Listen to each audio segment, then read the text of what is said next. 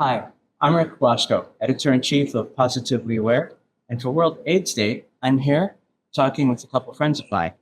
I've got Terry Dudley here, who's actually a colleague here at TPAN. He works in the prevention department. Terry's also an HIV advocate. And then also is my friend Beto Soberanis from Haymarket. And we're going to have a little discussion here. So, first thing we wanted to talk about was like what experience of your own the three of us are living with HIV. Mhm. And so what is one experience of life with HIV that sticks with you that you want to share? So I was diagnosed I've been living with HIV for about a year and some change now. Actually, it's been about 2 years now. And I think the most memorable thing these last 2 years is I've been doing this work for over a decade. And I've talked to so many people living with HIV, people who are HIV negative. And one thing that stood out to me was my first year living with HIV did not feel like the hardest year, or like, yes, there was a lot of like getting used to new things, but I think because I've done the work, I kind of know what to do. It's been the second year. It's been, oh my God, this is like my life now, like, taking this pill every day. And I don't think we talk enough about the idea that, like, for some people, getting through that first year is not going to be as traumatic, or it's not going to be like this life changing thing as much as, like, I think it was like, I don't know why, but in my head, it's just like it'll be over in a year. And I'm like, no, this is the rest of my life. And that's been a lot of, that's been coming to peace with, and like understanding what does that mean for the rest of my life too. And how do I want to navigate my message and my advocacy work as well as the work that I do in prevention. I think that I'm a veteran. We're veterans. We're veterans. We've been chatting earlier. We know each other's experience pretty close. But I was diagnosed in June of 2003. Okay. I was 18 years old, maybe turning 19 that summer. And as an 18-year-old, it was rough. I mean, HIV in the early 2000s was not the HIV that we know and understand right now. There was still a lot of stigma. There was a lot of taboo. Don't talk about sexuality. Don't ask, don't tell. And being a Latino, being an immigrant. So there were a lot of conflicting information that was delivered to us about HIV awareness. And when the result was given, it was really rough. Something that I didn't have a support system. Shout out to my case managers when I was receiving services. They were the ones that got me through that first year. And back in the day, if you don't have insurance, it was really challenging to get your medications. Your CD4 counts had to be lower enough to get started medications, and the side effects of the meds back in the day were pretty scary. We're talking about pre-Atripla days. So 3 pills once a day.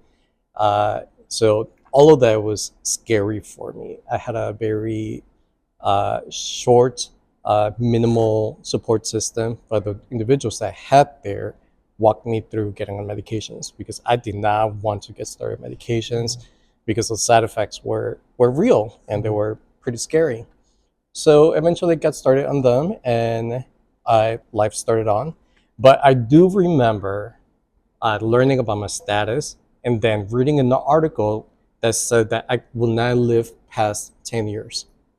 So as an 18-year-old, I lived with that for quite a while. So learning that you had a limited time on this earth and that you were gonna die a horrible death because of HIV, that was traumatizing. Yeah. And I think it took a little while to get past that. Yeah. So I think there was one. And sorry if I'm chatting a lot. We're having a conversation. I think that we're in two different, Oh, sorry. which is very interesting, two different eras. We're similar ages, it's same virus, but different experiences, right? Oh yeah.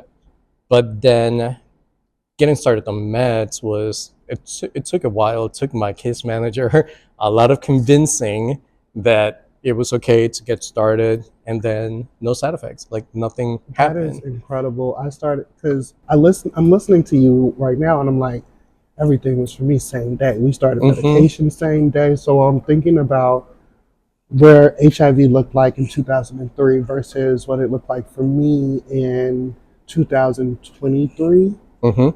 That's insane. And for well, we're glad that meds work and Yes. Yeah. undetectable. Like we know that science, Hmm. but the side effects were real. Yeah. That's something that we really don't talk about enough. Uh, I'm not talking bad about triplet. Triplet did wonders. It was one pill once a day. It was revolutionary. I was excited when I got started on a triplet because it reduced me from 3 pills to 1 pill. But then we start talking about the side effects of a triplet. I don't know if you were on it or if you heard about it. I took it. It just made your head foggy and Mm. that warm feeling sensation, like you felt kind of high if you took it late enough, but you were awake for a while. It was hard to study on it if you were on school because you felt like all sweaty. And then eventually, at least in my experience, I got really depressed on it. Like So did I. severely. I didn't know how depressed of like that I wasn't fully 100% there until I was off of it. Wow. Yeah. I was getting really depressed. And I was talking to the partner of my best friend, who Kelly was also on a tripla. And I said, "Is this how it is for you?" And he said, "Yeah, this is your new normal." And we were talking about depression, crazy dreams. I mean, I didn't get any real rest because, the whole night was spent in this broken record of a dream. And the crazy thing was, I knew that I was trapped in this broken record, this Mhm. dream that kept repeating, and there was nothing I could do to make it stop. Yeah. Mm. And I quit, to be honest with you. And please, you don't have to do this. Don't do this at home. But I stopped taking my HIV medication after 11 months of a triplet because I couldn't handle it anymore. Mm. And because, one time I came to work talking about fuzzy headed, being out of your mind. I had just started here at TPAN in 2010. And I came to Jeff Berry, then the editor in chief, and I said, "Jeff, I just want to let you know, I Love feel like Jeff. I'm drunk." I love Jeff. I was in school and I was actually not taking my medications the days that I was doing homework late because I couldn't concentrate. And I shout out to my doctors. He told me they recommended me to stop taking them because I was missing so much. Purposely, I was not taking them because that whole side effects of like feeling just weird, not being able to concentrate, like I couldn't like I would be reading a page and not concentrate. Well, I had to reread that same page like a couple times just to comprehend whatever I was reading. And that poor adherence, so like I knew that I had to take them. Like I wasn't taking them because I didn't want to take the medications. Yeah. I wasn't taking them because it was conflicting with my schedule, like to like Yeah. my stay active in school or focusing. But it still did wonders. Like we're talking pretty honestly about the medications and the side effects of the medications. But I think at the end of the day, it outweighed everything else because I wouldn't like to go back to the 3 pills once a day Yeah. as a young person. I like my 1 pill, call it a day. Do you remember Norvir?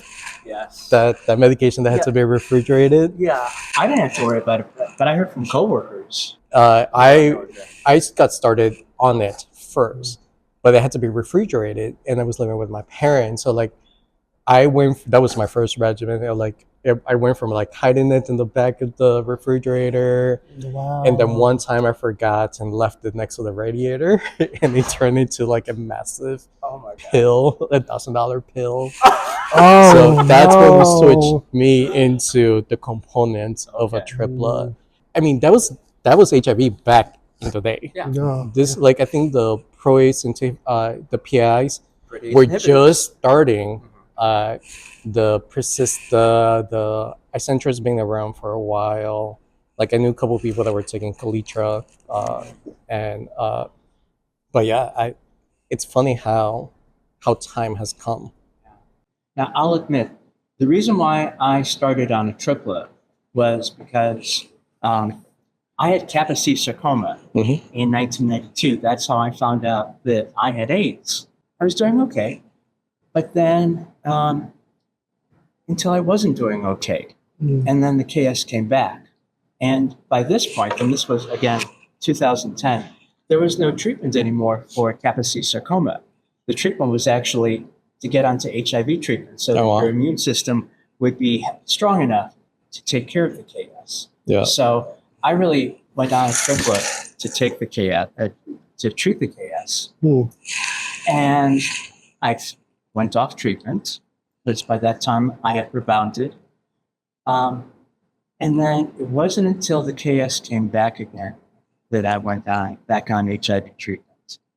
So, And like, I don't know, what was your experience with starting meds? Like, it sounded like you diagnosis, starting meds immediately, right? Yeah, and it's crazy because I have a very interesting I was on the long acting injection of PrEP, and nothing is 100%. Like, you get the flu shot, you'll still get the flu, and that's how I think about my seroconversion. Is the idea that I was on PrEP, but I still came in contact with HIV. So when they got my levels back, I was already undetectable, you know. So same day started Zentuza. That's like the 4 medications in one. And I will say it was the worst. I usually never get a lot of side effects. I just had the worst diarrhea. Oh my God, it was terrible. But I was also extremely tired. It took me about a month for it to start regulating with my system. And I think that played into a lot of my feelings around being positive. Was like, I can't let this defeat me. I have to get a handle on it because I'm always like a person, I got to get a handle on it, you know? And it was one of those things where I think it's because of all the science that's gone into HIV prevention or people treating people with HIV that it's a miracle that I only had to take 1 pill, you know? It's a miracle that the worst I had was diarrhea, you know, and tiredness. Because I sit and I listen to the stories, and I know my story. What even got me doing HIV work is just understanding that there were people living with HIV, dying of AIDS complications. Nobody was talking about it. But also getting people into treatment, you know, and then keeping them in treatment was such a hard thing. And as I'm listening, I'm like, oh my God, yeah, if I was diagnosed back then, I don't know. I'm a person that suffers with depression, so I don't know what that would have done for my depression, you know. And it's almost as though you all walked so the next generation could run when it comes to HIV medication and treatment.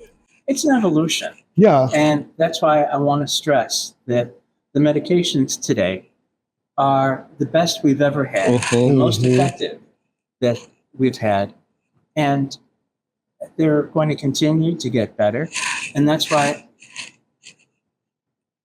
we're sharing stories about our challenges with medication. But that was medication in the past. Right. Not that there aren't side effects or other challenges with medications today, but still, what we're taking, and we don't need to talk about specific drugs here, but what we're taking today is better than anything before. Oh yeah. Absolutely. Yeah. I know we're talking about very pretty unique side effects that were individualized, right? Yeah. But yeah, I think the regimen that I had now, I suffer from pill fatigue. I think that the pill fatigue was from the side effects, maybe from just getting tired from it, also growing older and just life getting busy, and you want to focus around that. I think that for folks that have been living with HIV for many years, that's something that they tend to experience, but that's real. Pill fatigue is very real, yeah. And I think that it's magical that the new regimens that we have now are very low side effects. The science that has gone into it, the research studies are very transparent. They're very low percentage for very short window periods, which is magical. Also, we're talking about injectables, not being able to take a pill every single day. Or we went from triple regimen, right, to dual regimen. And that's something that in the past wasn't even manageable. I never thought when I was 18 that we'll have the science that we have right now. When I was 18, I thought that regimen was only going to become very limited because you were going to build resistance. Resistance back in the day was a real concern. Yeah. But I think now that science is making people's life easier. And maybe we can address the pill fatigue by like monthly injectables or bi-monthly injectables. Or the prospect of every 6 months. Or once a year. Or once a year. Not there yet. We're Not getting there close, yet, but that's even But I amazing. think we're gonna to think get about. there. Talk about it. Yeah. Like I would have never, even as someone who previously took PrEP for as long as I did, just pill form to the injection. Like in 2012 when I started PrEP, I would have never assumed or guessed that like it would come in an injection form that people could get like every 6 months. And that's just been like the last 10 years of of HIV medication evolving. I'm really excited to see where we are in the next 10 years. Right.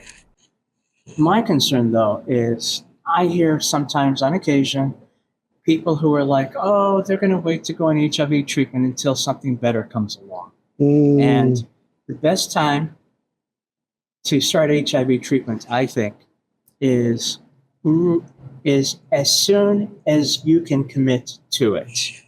So if you're able to commit to it right when you've tested positive, great. But don't start it until you know that you can stick to that regimen, whether it's a pill every day or a shot every 2-3 months or coming in every 6 months. I know for myself, I'm pretty bad at keeping my doctor's appointments. I always have to reschedule. For me, it's refilling my medications. It's picking mine up. It'd be like picking mine up. I'm great about taking my medications, but picking them up, I went into very last pill. I know, and I work in social services, but that's life. Like life gets busy, and you're at work until 6 o'clock, and the pharmacy closes at 7. I got a deadline. Oh, you know, you go to a doctor's appointment today. But I started solving that by getting 90-day supplies. That's really helping. Or getting them delivered to your house. Yeah, that's really. That has changed my life. But again, those are things that even like 5 years ago wasn't even a thing because insurance weren't paying for 90-day supplies. And now. But now insurance companies do want. They encourage you. Yeah, they encourage you to go mail order, 90-day supply. And that's not without its own, challenges. Because what happens if it gets misdelivered? Yeah. What if there's a delay? I'll just share this among the three of us. But I try to keep, when I have my medication, I try to keep at least a 1 month supply on hand. A lot of people still do that. My provider subscribes me an extra month just in case anything happens. Like he wants me, because I've been in situations where my ADAP has lapsed or my insurance from one of my jobs didn't kick in until like the new year. So I get that. I totally understand, and I think a lot of providers understand that too, because at least with my provider, he makes sure that I'm going to make sure you're full up to a month out. And if I can't see you in a month or something, because I too miss appointments a lot, I'll still have that prescription for that month, but then I have to go in that next month. But that's actually incredible. I thought everybody was doing that. Some people do, but not everybody. I don't think. I heard that, like from my conversations with some of my friends, they're doing this because they're concerned that there are going to be problems with the administration. Especially now. Especially now. Like I haven't had that conversation in the past was because we've been taking the same medications for so long that eventually you will accumulate an extra month just because you're filling your medications a day early. You'll have that one extra pill. You will always have like one, by math, you will have one extra month. But now, like I've spoken at least with 4 folks that it's based out of concern that something, quote, bad is going to happen because current administrations. And who knows? Like you can blame someone for being cautious for the health and for making sure that they take their medications on a daily basis. Well, still, we've come a long way. Oh yeah. And the reason why we're here doing this on World AIDS Day, the reason why we're in this location here at TPAN is because we are talking in between two large panels of quilts, of HIV memorial quilts. These are quilts that were made by the loved ones, family members of people who died of AIDS. The quilt project got started in the early to mid 1980s at the height of the plague years of the epidemic, when thousands of people were dying every year. And one way to memorialize people that were lost was to create a panel like this, sort of like a scrapbook made into a quilt to memorialize this person who had died of AIDS. The size of the panel actually is approximately the size of a cemetery plot. No coincidence there. And the AIDS Memorial Quilt organization parceled out some of these quilts to legacy AIDS service organizations across the country. And TPAN was fortunate enough to be the recipient of these quilts. They've also been on display at the U.S. Conference on HIV and AIDS, now USCHA. You'll see them there. And so there are some organizations throughout the country where these are on display. And so I was thinking, you guys, who would you like to memorialize here in this space? It'll be my uncle. I started this work. That's what the picture I was looking for. I found it, by the way, so I'll show it to you after. But long story short, my uncle died of AIDS complications when I was 11. He was the first Black man who wasn't a bully to me. He was the first Black man that treated me with kindness, you know? Had no idea he was gay until he passed away. Had no idea he died of AIDS complications until I came out, and that was my mom's first thing to tell me about. When I think of World AIDS Day, I'm always thinking about him. I'm thinking about the idea that this pure person who was just, I have all these happy memories with, felt like he had to hide part of himself away. And then when he died, out of respect for him, people didn't talk about it. So when I was 15 and I found out, I did a World AIDS project for the History Fair here in Chicago and went all the way to state. I was very proud of that. But it looked at what Chicago did during that time. And that's how I learned about TPAN. That's how I learned about different horizons or different organizations, how they stepped up. And I just knew I wanted to be a part of those organizations. I knew whatever, at 15 years old, I told myself, whatever I have to do to go work at one of these agencies, that's exactly what I was going to do. And I did that. I've worked at Howard Brown, I've worked TPAN, I've worked at with AFC on a few projects that they've been on. And every time I do that work, I think about my uncle. It's not that he would be proud, but I don't think he would even imagine that this was something like a Black gay man could do so openly with so much pride. And I I commemorate him today and his existence to prove that you can exist and be beautiful and you can be thriving with HIV and you don't have to be thriving by yourself, you know, because there is somebody who looks up to you that you don't even know is looking up to you. I've worked in the field for a little over 20 years now, through all capacities: testing, case management, research, program development. And unfortunately, working in this field, you're going to work with patients that are like dealing with the consequences of AIDS and just ill. Yeah. I want to remember those folks that I work with, or the patients that my fellow coworkers were working with that unfortunately passed away.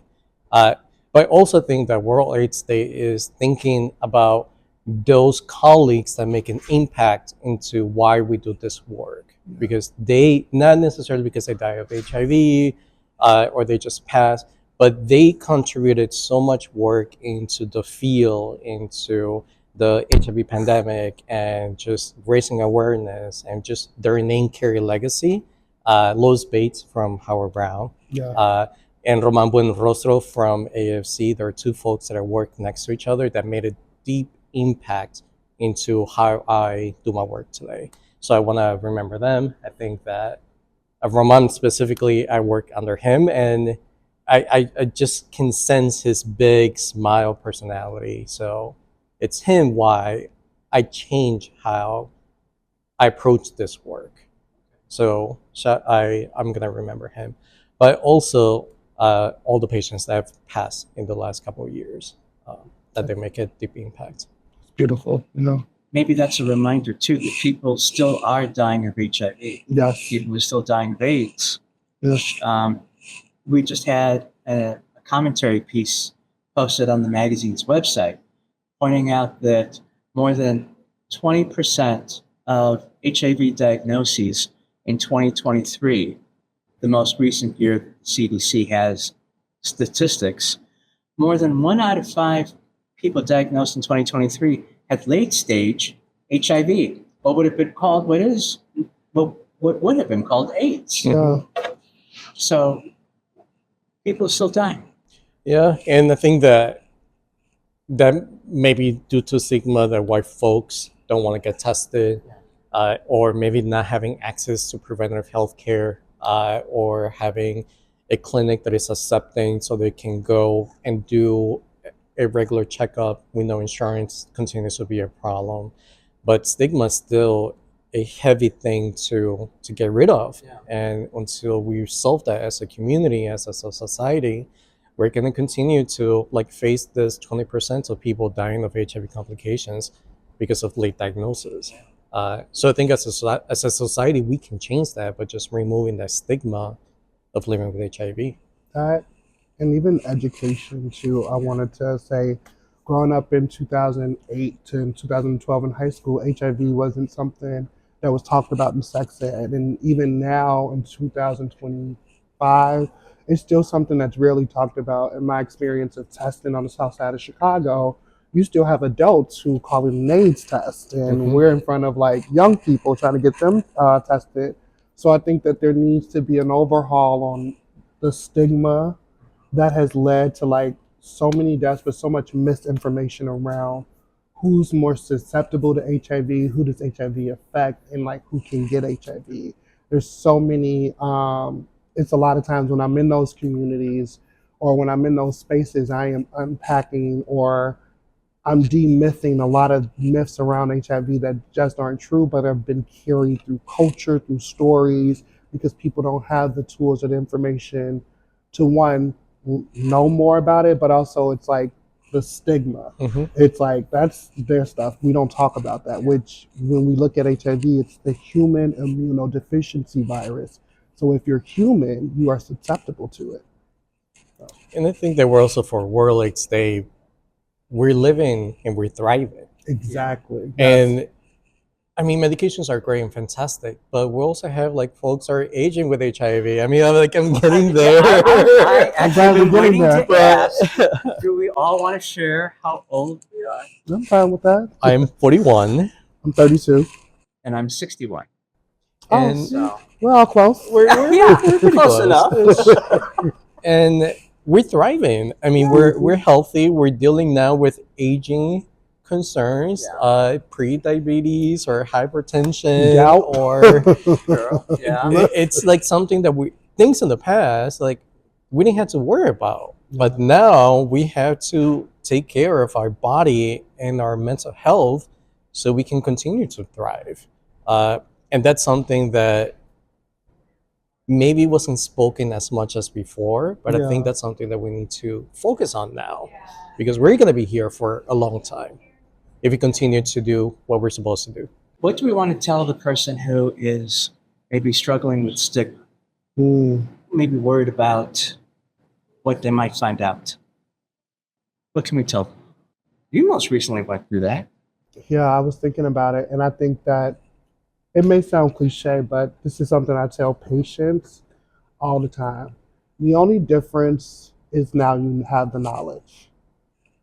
I think that when someone is struggling with the idea of like, I just tested positive, or I'm afraid to take this HIV test because I don't know what it'll say, or I'm afraid of what it'll say.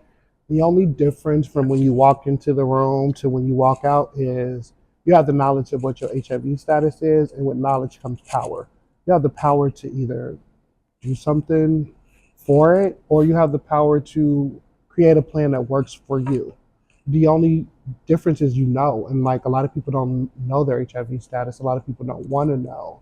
And I found that for me, knowledge has been my greatest tool with learning about HIV. Like, yes, I've been doing this work for over a decade, but I have been doing it from a perspective of a person who is HIV negative. My perspective has shifted since being positive to when I'm doing HIV prevention testing. I want people to know that there's nothing wrong with coming positive with HIV. The only difference is now you know, and you get to choose what you do next. And it is, I think I want to touch on something you said, like, it's okay to not be ready to go into care. Mhm. It's okay to say that I'm not at a point in my life where I can deal with this. What I encourage folks to do is to develop a plan that works for them. You know, if that is just going to get your viral loads checked, and I'm not ready to start medication, then do that. If that is lowering partners or whatever you need to do to make yourself feel safe, that's what you need. Because I think in that time I wasn't feeling like I was safe to myself. I was safe to people around me. Um, I didn't feel safe, and I had to find out what made me feel safe. It was talking about my HIV in large platforms, being as open as I could about it, because I wasn't ready to have small, intimate conversations about my status.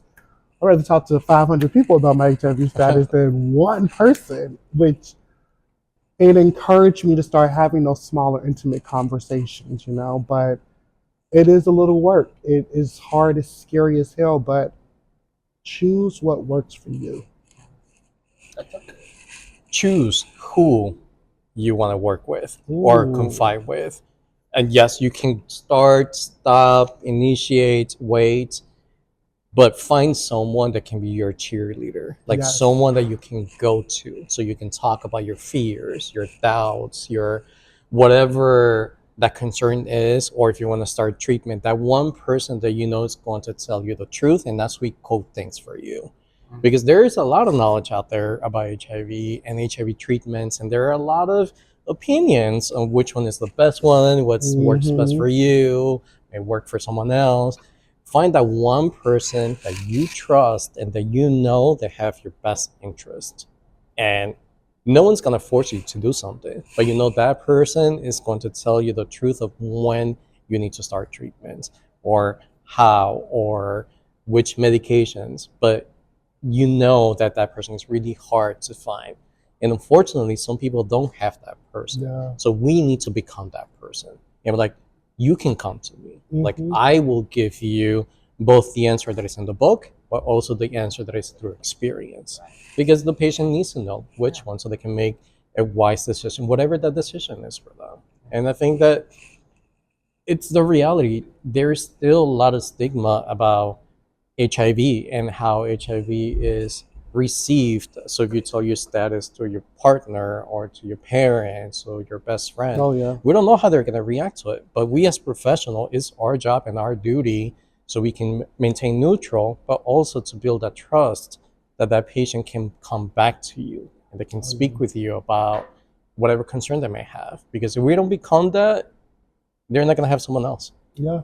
So it starts with us. Oh yeah. Oh my God. I love how you said that, because I've been there where you trust people and, may have not been the right person. I've had 2 people since my diagnosis tell me that I'm going to die of AIDS complications. And those people are not in my corner. Some are family, one was a friend. And I'm like, I'm so happy that Yeah. I have those cheerleaders in my life. I'm so happy that I do have those people I can go to, because like, although like coming from those people it hurt, they're not my cheerleaders. They're not my chosen people that I've talked to about my treatment plans and things like that. So I think that's so important. And we're we're privileged that we have a lot of education around HIV treatment, prevention, history, but the general population, I call it the normies that don't work in this field, Oh yeah. they don't. They only know what's through society or through the movies. How many movies have you seen where the HIV positive individual survives? That's what they know about HIV. So it's I'm not going to say that it's normal, but their reaction that they're giving you is through what they're learning Yeah. through the community and through media. So it's unfortunately, but we're going to continue to see that. I can think of some of those movies or shows that did a poor job of depiction of HIV. So I see how other people have taken that idea too. So. Right. And that's why sometimes when somebody asks a bad question, a wrong question, or the way that they ask a question, I don't get upset. I don't get angry. I'm not offended. Right. Because what I think is that they literally don't know any better. So, when they ask, how'd you get it? Oh, sure, there might be some sort of salacious aspect to it, but I prefer to think that what they're really asking is, what happened to you that I can do to prevent me getting HIV? What can I learn from your experience so that it doesn't happen? That's a great way. And if you're asking the question, that's a proactive question. Maybe it was just worded the wrong way, but I'm not going to be offended. Absolutely. It's a teachable moment. And it's allowing to use the correct words or the opportunity for us to teach back or to open the dialogue. You create space for someone to ask the question, but also what you also are doing is creating this other wealth of knowledge where when they're around someone, they're hear about HIV, they're going to be like, actually, this is what actually happens. And I love that. I try to do the same thing.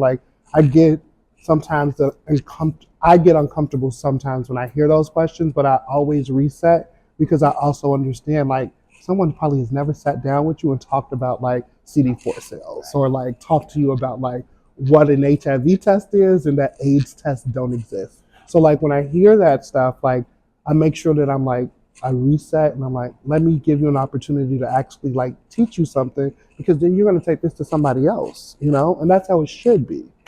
So that's beautiful. Yeah. I know that it's not about me. It's not about my feelings. Exactly. It's about the other person's fears or lack of knowledge, ignorance. But it's an opportunity for me to set the record straight. Yeah. That kind of happened to me actually over Thanksgiving weekend. I don't drive, so I end up taking a lot of lifts. And I got into this Lyft ride, and it was the second driver. It was the same driver I had 2 rides in a row. He was like, you again. And so he got comfortable enough that he asked me, what do I do for a living? And the funny thing was, we were right here at Broadway, Catalpa. And I said, I happen to work down the street here at an HIV/AIDS services organization. And I'll let people know where I work and what I do. And I always like to see how they react. And he was like, oh, cool. And he said, but I heard that they cured AIDS or they cured HIV. And I said, no.